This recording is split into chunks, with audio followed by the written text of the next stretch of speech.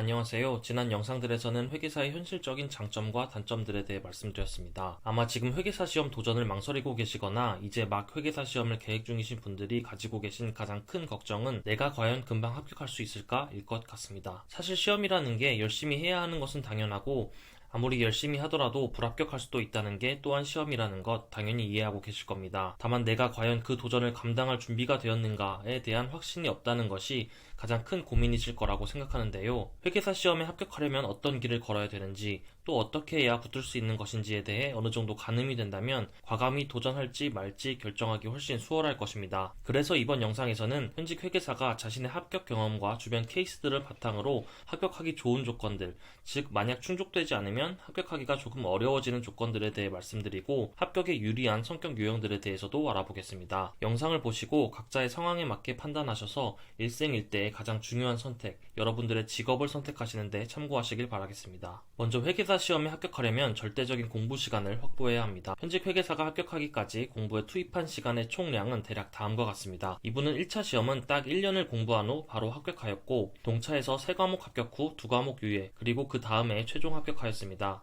초시 동차 합격을 제외하면 현실적으로는 가장 성취 가능성이 높은 목표와 일정입니다. 이 회계사가 공부를 시작한 날부터 합격하기까지 약 2년 4개월 동안 쉬는 날과 학기 때문에 쉰 기간을 제외한 온전히 공부에 쓴 날은 600일, 필수 식사, 여가, 핸드폰, 이동 시간을 제외한 1일 총 가용 공부 시간은 12시간. 이렇게 계산된 2년 4개월 동안의 총 가용 공부 시간인 7,200시간 중 인강 수강에 필요한 시간은 2,400시간, 그리고 그 나머지는 자습이 가능한 시간이었습니다. 물론 그 시간을 모두 공부에 쓴 것은 아니고 흐트러져서 노는 날도 있었지만 유예 합격을 고려하여 기본적으로 28개월 동안 총 7,200시간 정도를 확보할 수 있는지를 기준으로 충분한 시간적 여유가 있는지, 이만큼의 절대적인 공부 시간을 확보할 수 있는지 스스로 체크해 보시기 바랍니다. 두 번째 필수 조건은 돈입니다. 회계사 시험은 현실적으로 독학으로는 준비하기 매우 어려운 시험입니다. 따라서 인터넷 강의 또는 현장 강의로 기초, 객관식, 동차 강의, 2차 유예 강의까지 아주 많은 강의를 오랫동안 들어야 하죠. 그리고 이렇게 보통의 수험생들이 준수하는 커리큘럼들을 따른다고 가정했을 때 발생하는 강의료를 계산해보면 서울의 모학원 기준으로 봄 220만원, 심화 95만원,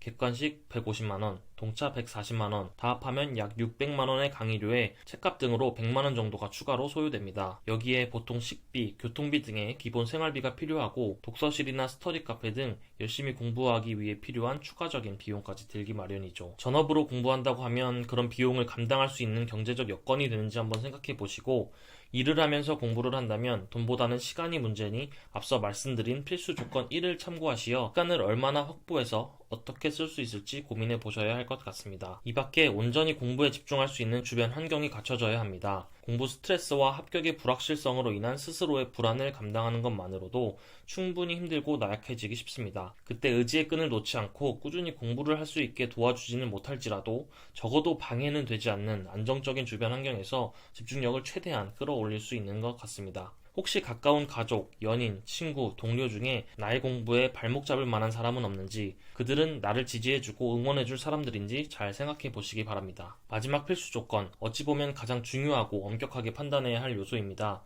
바로 내가 어떤 사람인지에 대해 진지한 성찰이 필요한데요. CPA 공부는 머리가 아니라 엉덩이로 하는 거다. 결국 엉덩이가 무거운 사람이 시험에 붙는다는 말이 있죠. 오랜 시간 동안 꾸준히 앉아서 책을 들여다보는 근성, 끈기, 혹은 습관이 있는 사람일 때 합격에 좀 더 가까이 다가갈 수 있습니다. 그런 사람들은 다음에 4가지 성격 유형 중 2가지 정도는 해당하는 경우가 많은데요.